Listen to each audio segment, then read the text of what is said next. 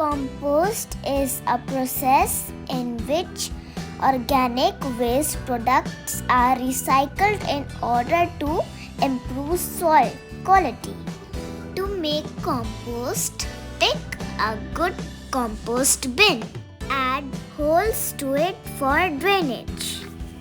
Locate a spot with good sunlight. Add a layer of soil and then compost to fasten the process.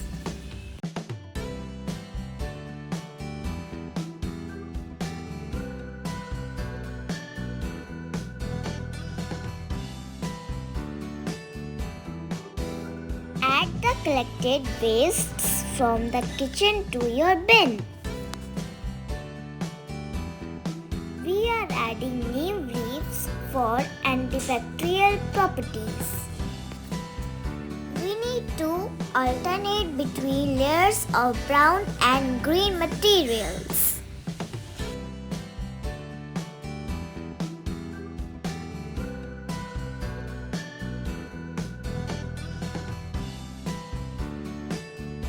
Wet the compost regularly to keep it moist. Make sure to turn the compost at least once in a week.